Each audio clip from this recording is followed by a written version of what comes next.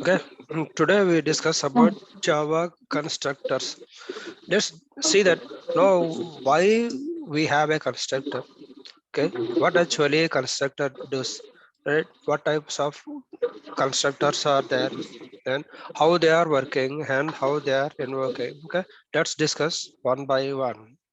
Now let's see this. What actually constructor? Constructor is nothing but like it is similar to our Java method. It also contains some block of code that need to execute.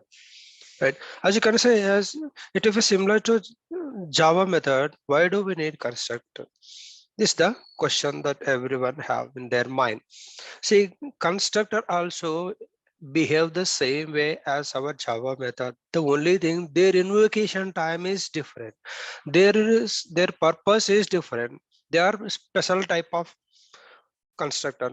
There are special type of things. They do some special tasks for our class. Let's see that.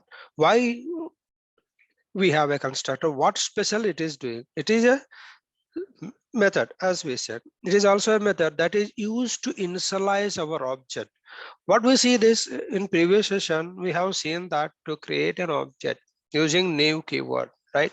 After new keyword, you could see that class name and some brackets. You meant to say that what it means, you are creating, you are initializing the object through constructor only. Your object in initialization happens. Okay, that's we see it in the hands-on demo, right? Later.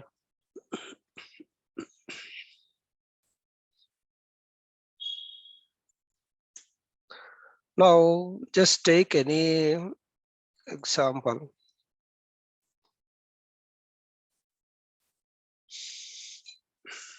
Here you could see this when I create a child class, right? CC equals to new. See, without that brackets, it cannot be complete that. The moment you try to say, see, syntax error, insert this brackets. The moment we insert this bracket means what? It is trying to create a constructor. As it we don't have a default constructor, that's why it is saying let's have a default constructor and see this. Okay.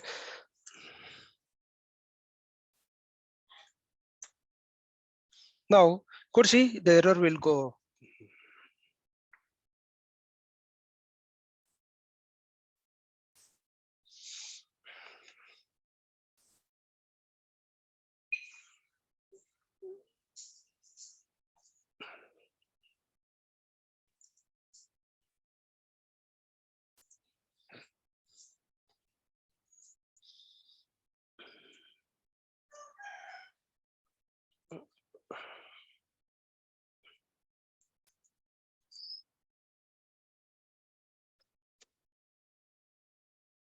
Say public child class implicit super constructor parent is undefined. Okay, now here it is extending some parent class, that's why we have issue. Let's go and create a new class.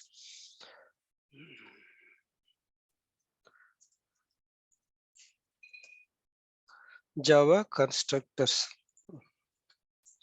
Now let's see that's we have a constructor. Now here what I'm trying to do, I'm creating an object for this Java constructor. You could see this with the help of constructor, then object is created, right? So if you don't have this constructor, no matter, but the meant to create an object means it is not only creating an object to your class, it is creating an object with the help of constructor.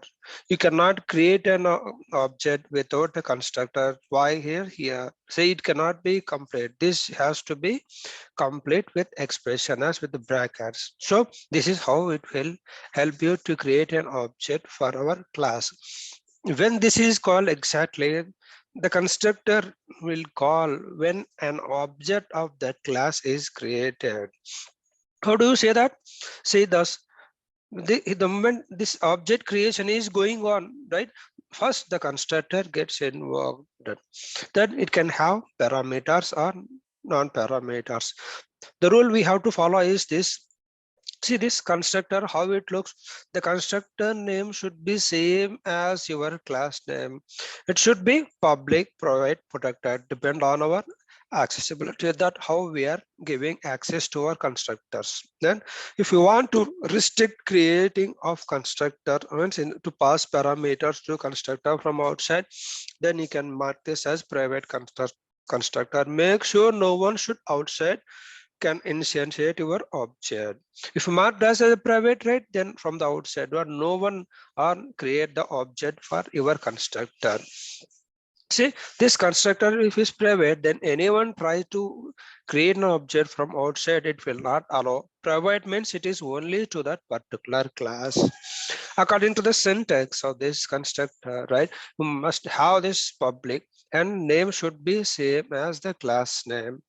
Constructor will not return anything, even you cannot put overriding void is like redundant.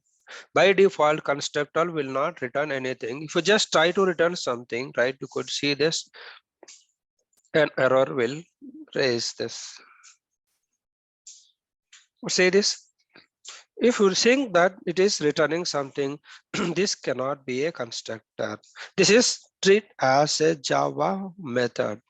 According to the constructor definition, a constructor name should be same as class name. It cannot return anything. But see that it is always not mandatory to create a constructor for us. If you don't have any constructor like this, let's say you still have the option to create an object. How it works? Who takes this responsibility? The compiler will automatically create a default constructor for you if you do not provide any one constructor. If you provide a default constructor, what it see this, it refers to this constructor. If you don't provide this, the compiler will create internally for us, because the object creation is going on. You no need to explicitly declare the constructor. If you don't have any requirement to initialize the values during object creation, then you no need to create any constructor. If you have a requirement, if you are expected to pass the parameter during object initialization. During object initialization, in the sense what is say here now, we have a child class. We are trying to invoke some child class constructor. You see this, and passing a parameter, which means while creating during object creation, if you are expecting to send the default values to you before your method gets invoked, then you can create a default constructor with the saying one parameter or two parameter, no matter. You can have a number of constructor with default constructor, one parameter, two parameter, three parameter, like that. But it is always best practice not to have n number of constructors like this, okay? Because n number of constructors means then we are creating n number of objects, which leads to memory issues. If we have n number of constructors, right, there is no make sense. If we create one constructor, the object is there. If you are passing different number of arguments, right, then you have to try to utilize, you have to try to reuse the same constructor. That if you don't want those parameters, then you can ignore that. Which parameters you are currently required, you acquire that parameters and go ahead with our logic. So here the point here is this: once we have a constructor ready, right, the values will be sent to constructor, then other methods will be get access. How do that? If once you have a constructor ready, right, then object instance is ready for this. Then how you call the instance method? For example, like public string say hello. Now this method gets invoked after your constructor invoked, right? Say white. Now see, this method will not invoke first until your constructor is ready. Why? What is the dependency here? See, this is the object instance, right? It is an instance of your object. You say JC dot, then you can say hello is the method, which means first this guy has to invoke. You can see this, the execution flow also how it works. See, Java constructor. See, who will invoke first? It is the Java constructor will invoke first, then our instance method will be invoked. The reason is that using this object instance, we are calling our instance method. So that is the purpose of constructors. Let's say try to pass one parameters now. String. Okay, sorry. Here we will say string Java. Now here it says error. You have a constructor with default, that's fine, but you are passing an argument to the constructor which you don't have that one parameter constructor. Just say declare that Java constructor, call that value. Now create one local variable. Okay, string str equals to some default, nothing is there. Now what we do, we assign this dot string equals to yes. Now what I'm trying to do, I will try to access this value in my instance method. Okay, what is that? Str, because str is the global variable, it is not a local variable. In through constructor argument, we are assigning that value to our global variable. That global variable, I'm calling it here. Let's see now how it works. See now, first the constructor is called, then the value is set to this, which means then we have a default value that is set before our instance method gets invoked. This is how we can utilize our constructors. If you want to initialize, if you want to send the default values before your actual instance method gets invoked, then this constructor will help you to pass those parameters. Every time, right, it is not the static values. Every time if you are accessing this object, right, if you want to parameterize different set of values, like now if you have a string right now this time next I want to pass AWS, Java, Groovy, MuleSoft, Kotlin, Scala, like that. If you want to parameterize different types of values, then the constructor, through constructor you have to pass so that other instance methods will be accessible, so they will go ahead with further activities. In real-time scenario, the values will be coming from the backend, or it may be a file from external system, so that we can pass through constructors. Okay, this now as told, right, we can have a number of parameters to our constructors. Every time the constructor is created, the moment you say new keyword, which means the object creation is going on. So by the time the constructor will gets invoked, the method then creation method invokes with the help of object. Soon after this object is created, that constructor is ready for you. Before your instance is retrieved, the constructor is already invoked. First it executes this part, and then instance will be ready for us to go ahead with our instance method calling. Now, what different types of parameter constructors is there? There we have no argument constructor. This no argument is nothing but it, without any parameter, and parameter constructors, it is parameterized, and default constructor. What is this no argument and default constructor difference? No argument and default is nothing but default constructor is the one that we no need to write them explicitly. So the compiler will automatically create one for us. That is called as a default constructor. No parameterized constructor is not if we explicitly write the constructor. For example, in our case, let's see now.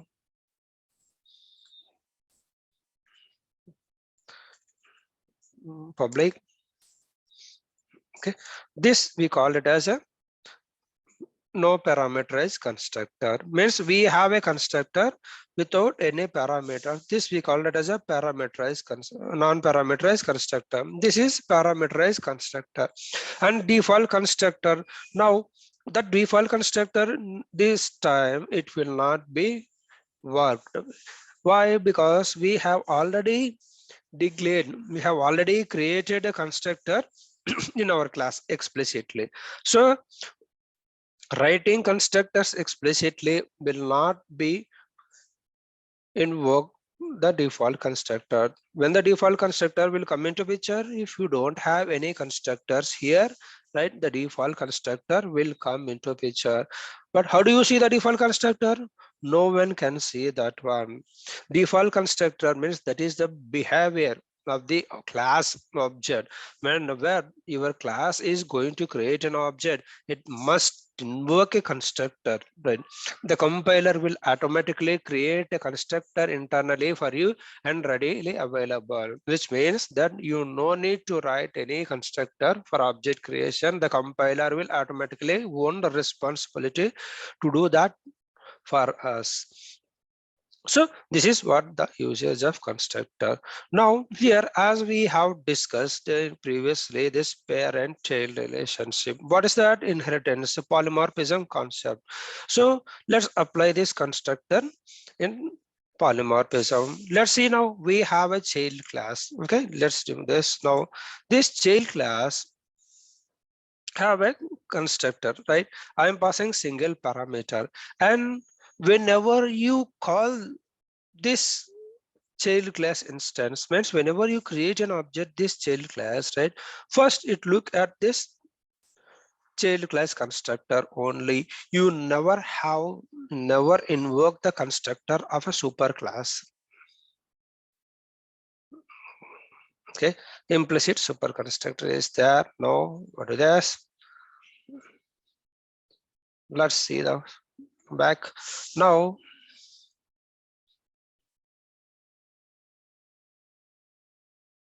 Remove this right now.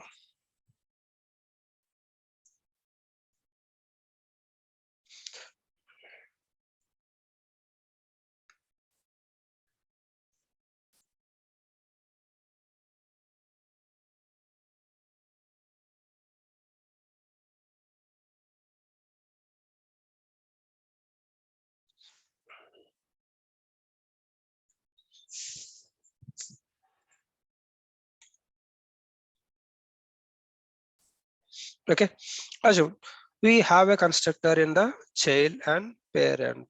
Now, the moment you create an object means it refers to the current class constructor. You just run this and see the behavior right now. Okay, it's a parent constructor and child constructor. What is this magic? See this? No, call this one. It is extending the parent of this, right? And it is calling the parent constructor. Now, if you just see this,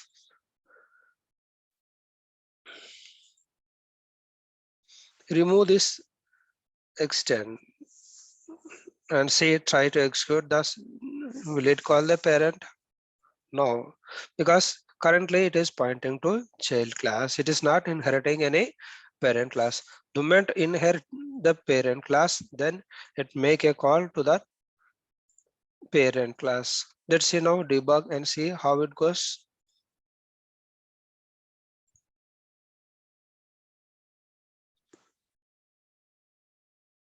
See, now it is going here. So this guy is going here and it is calling this parent constructor. Then coming back to the child and it is calling child constructor. Now in future, if you want to call the parent constructor, right, with parameter, how do you do that? We can use super keyword, right? What is that? Super keyword is the one that we will cover in the next session. What is the purpose of super keyword and how do we use this and where do we use this one? Okay, let's talk about what actually super. See, let's discuss about this static, right? As we already discussed in the last session, what is a static, right? This is static variable is a variable that is allocated statically, which means the static variables are more memory efficient as they are created only once per class, which means the variable that is declared as static can be accessible to across our class. No matter who requested for the static variable, the same value will be available to the subsequent request. Let's take an example. Let's string s equals to say hello. that when you request for that variable to print, that you could see say hello.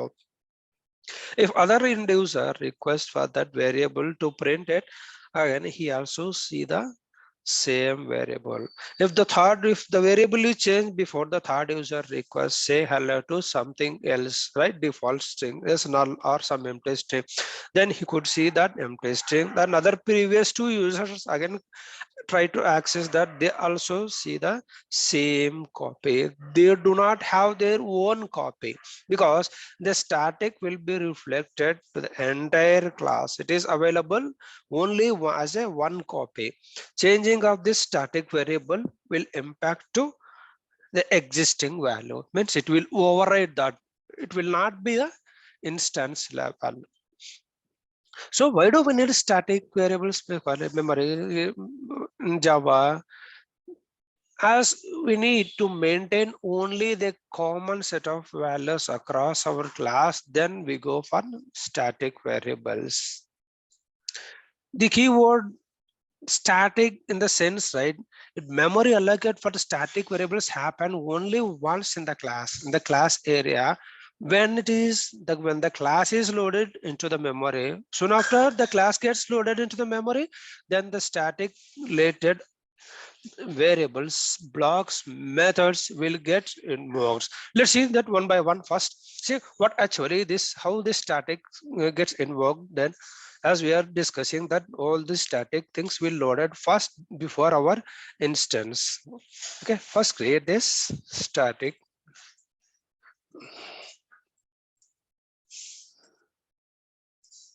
Java static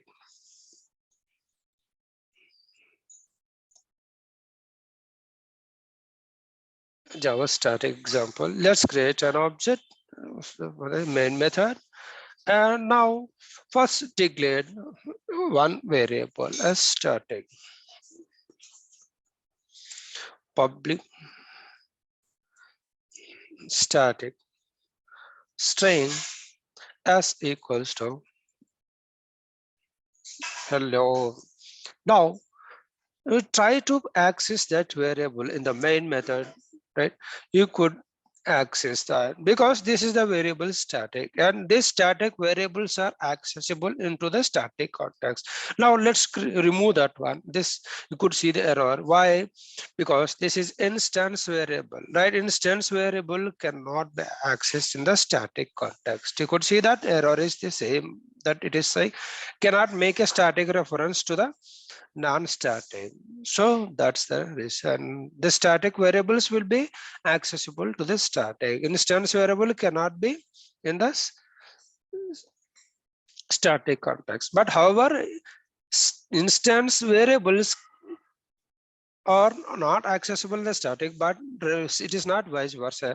If we have a static variable that can be accessed in our instance methods, instance context, okay, that we have already covered in the previous session. Now just discuss about the static blocks. See, what is a static block? It's a static block is a block of code. It's a block that contains some block of line that need to execute.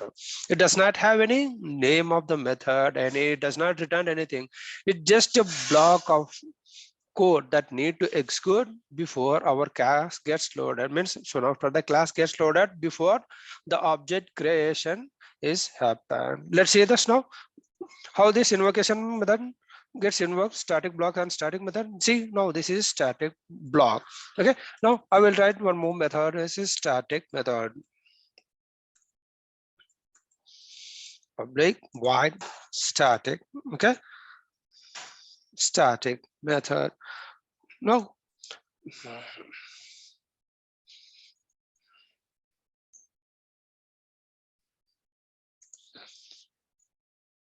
you could say this one when you are writing a static, right? Make sure first the static keyword is before the return type. If you do in reverse way, see this, it gives an error. Public void static, that is not a correct syntax. Should be a void, means the rule is violated here. Public static void or anything. The static keyword should come, indicates that your method is static and your returning or may not returning. Make sure I should be fast, and the access modifier, this is default for any type of methods. It could be a static method or instance method. This access modifier should be the fast, and if it is instance method, right, then this return type is fast and the method name. This is what the syntax that we have discussed earlier, right? What is the method name, how it looks. You see this method, Java method syntax. First, this access specifier is the first, then return type and the name of the method and the parameter list. The same thing here also, it is expecting that access specifier is return type, name of the method and the parenthesis list. But if it is a static method, make sure to just this before the return type. Now see this and print this static method, and this is out, and see. Now let's create an object for this guy.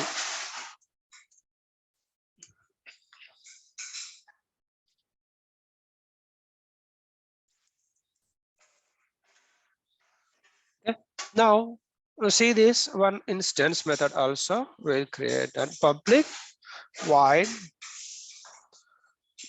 make call. I will print this. Let's make call. Now to call this instance variable, we have to call with this instance. Just say make call. Okay. Now just run this and see that who gets invoked first, and we will have one more thing like constructor also. Could see that behavior, right? Who gets invoked first when the constructor invoke.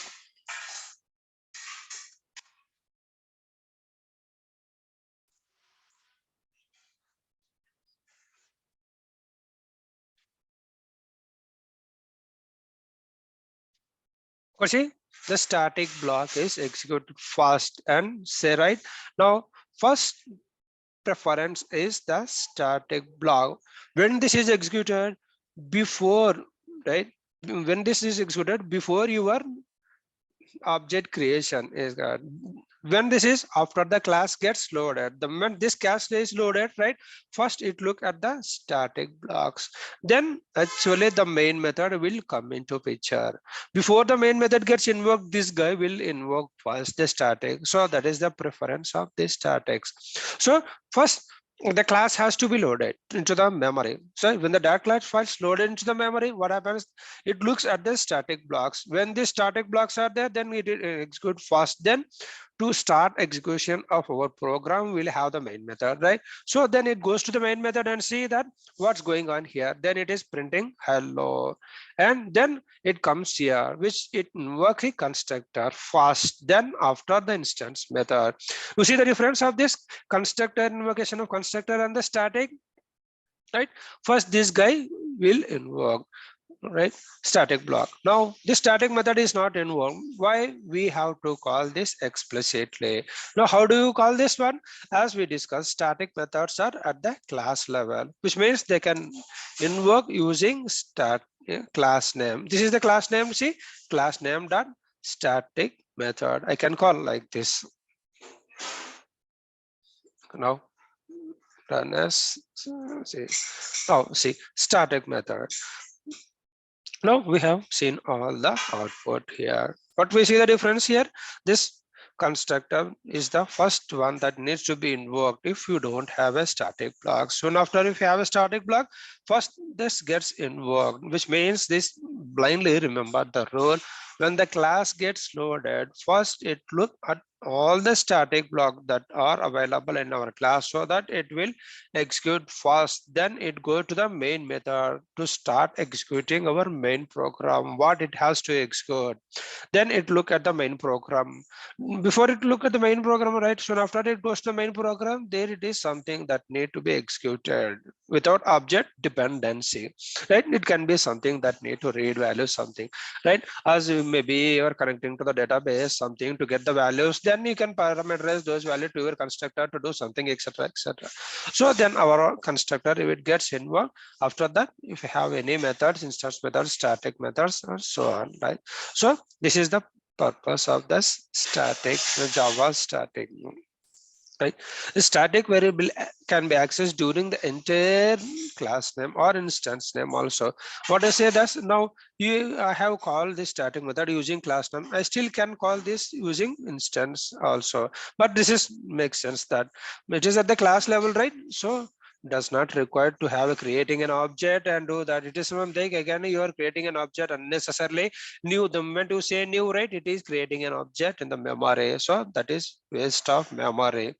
No, as we discussed, right, this static is declared, it existed till the program executes. So the lifetime of a static variable is the lifetime of the program, which means until you terminate your program, the static variable still hold the data. It will not lose the data until the life of this lifetime of the program. Now, this is what about the static and the constructor. In the next session, we'll discuss about this final and super keyword. What is this? What is final and super? Where we use these things and how do we use these things? Okay. Right now we end up this session and take a small break and come back